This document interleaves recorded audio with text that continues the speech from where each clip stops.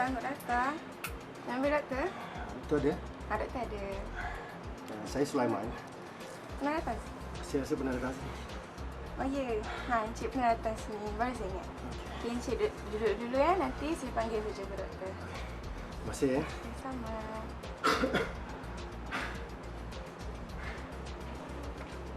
Salam. Cik Sulaiman. Cik Sulaiman, ada apa saya bantu Cik Sulaiman? Saya kena gasik. Cik Sulaiman, penyakit gastrik ni, dia kena jaga pemakanan. So, breakfast is the most important thing you have to take. Yang makanan-makanan lain, you boleh skip. Tapi breakfast you have to take, okay? Cik Sulaiman. Saya. Okey, ini ubat untuk angin. 1 biji 2 kali selepas makan. Ini untuk gastrik sebiji sekali selepas makan. Okey. Okey.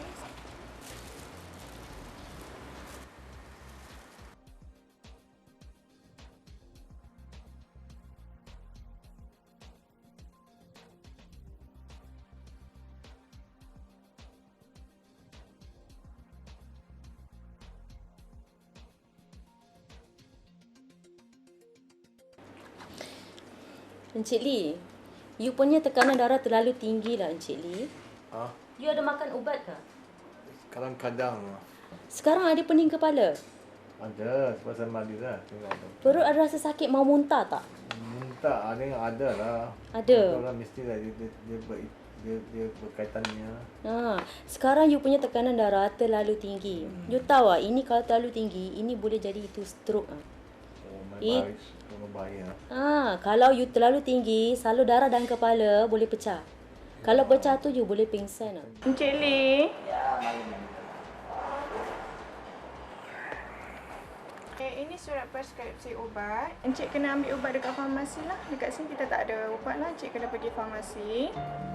Pergi farmasi ambil ubat? Ya. Kenapa? Pihak kementerian sendiri yang dah tetapkan bahawa mana-mana pesakit yang datang ke klinik kena pergi ambil ubat dekat farmasi lah, Encik.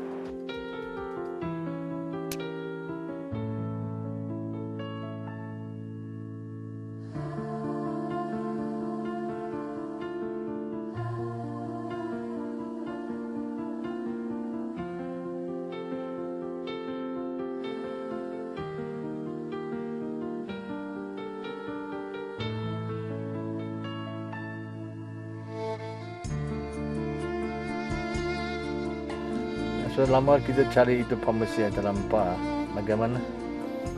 Tak apa, kita cari lagi. Terpaksa lah.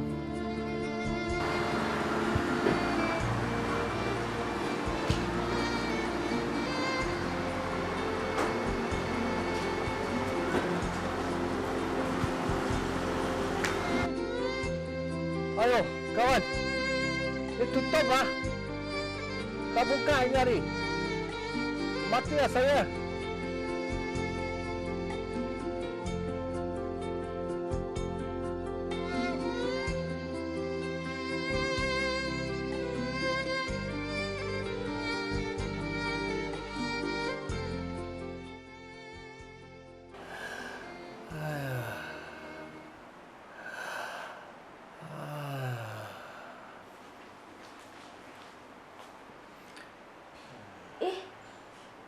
Ni Cik Lee. Pada pendapat saya, pemisahan farmasi ini banyak kemudaratannya daripada kelebihannya. Seperti pesakit terpaksa pergi ke 2 tempat untuk mendapatkan rawatan dan ubat-ubatan. Jadi benda tu saya dapati dia amat tidak praktikal lah. Walaupun kelebihan pada pemisahan farmasi ini adalah kualiti ubat yang mereka katakan terjamin. Jadi saya rasa pemisahan di farmasi ini hendaklah dipikirkan semula ataupun dibatalkan terus. Kalau tanya saya memang tak setuju lah. Sebab apa yang ada lagi bagus lah. Semua one stop center orang panggil. Kalau sekarang macam kita muda-muda mungkin senang untuk kita kot.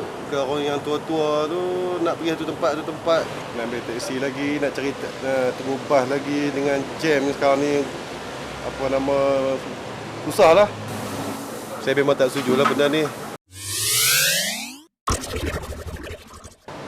pada pendapat saya lah, kalau peraturan-peraturan baru kita cuba nak buat, kita cuba nak implementkan, dia biarlah dikaji dengan sebaik-baiknya. Contohnya, adakah peraturan baru ini akan lebih mudah daripada peraturan yang lama? Kalau ianya lebih menyusahkan daripada peraturan yang lama, saya rasa ianya perlu dikaji semula. Sebab setiap perkhidmatan, tidak ada perkhidmatan yang akan menyusahkan pengguna ataupun pelanggan.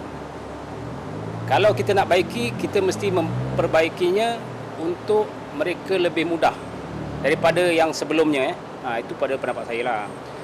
Jadi macam kita orang ni pesara-pesara yang pernah berkhidmat dalam sektor perkhidmatan, kita selalu cuba memberi perkhidmatan yang baik. Dia akan bertambah baik. Kalau ianya bertambah tidak baik dan menyusahkan, ianya tak bagus, kan? Benda itu tak bagus. Jadi saya juga mewakili pesara. Biasanya pesara ni orang yang telah berusia, dah banyak penyakit, dah tenaga dah kurang. Tapi kalau hanya untuk dapatkan ubat tetapi menyusahkan diri, tambah memudaratkan, itu tak bagus. Pada saya tak bagus. Saya tak setuju. Okey, terima kasih.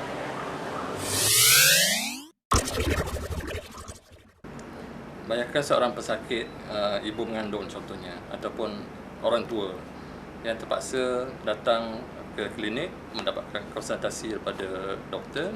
Selepas itu terpaksa pergi ke farmasi yang berjauhan, contohnya 5 km, 10 km daripada klinik, ya. Tentunya ini akan membebankan pesakit itu sendiri dari segi kewangan, dari segi keselamatan di jalan raya dan sebagainya.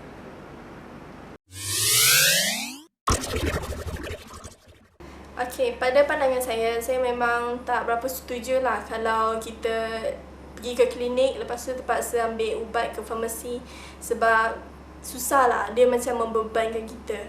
Sebab kita dah lah sakit, lepas tu terpaksa ke farmasi untuk cari ubat pula. Sebab sekarang ni farmasi tak ada yang 24 jam. So kalau kita sakit tengah malam tu, terpaksa ke esok hari baru nak cari ubat, memang membebankan lah. Okay, apa yang saya nak adalah saya nak jumpa doktor, lepas tu saya ambil ubat, lepas tu balik rehat. Itu je. DS ataupun dispensing separation maksudnya iaitu pesakit datang berjumpa dengan doktor, dapat preskripsi dan dia akan membeli ubat melalui farmasi. Jadi saya rasa kita tahulah dalam keadaan kita sekarang ni nak mendapat, dalam bandar memang banyak farmasi, tapi di luar bandar tak banyak farmasi. Saya rasa ini salah satu daripada kekangan yang saya kira dispensing ini belum tepat lagi untuk kita laksanakan di Malaysia. Di samping DS ataupun dispensing separation ni, kita ada satu lagi yang lebih besar daripada itu, apa yang dipanggil RUUF. RUUF ini ialah Rang Undang-Undang Farmasi. Jadi tugas kita Perdim sekarang ni ialah kita kalau boleh kita nak declassify apa ni undang-undang ini, dibawa keluar dan kita boleh bincang balik.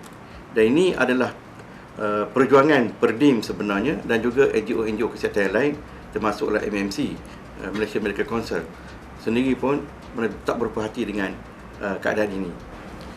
Bottom line dia yang paling penting sekali ialah apa saja dalam perubahan dispensing separation ataupun RUF ini ialah kita melihat kepada kepentingan rakyat. Apa pun perubahan yang nak dilaksanakan oleh kerajaan, yang paling penting ialah keselesaan rakyat.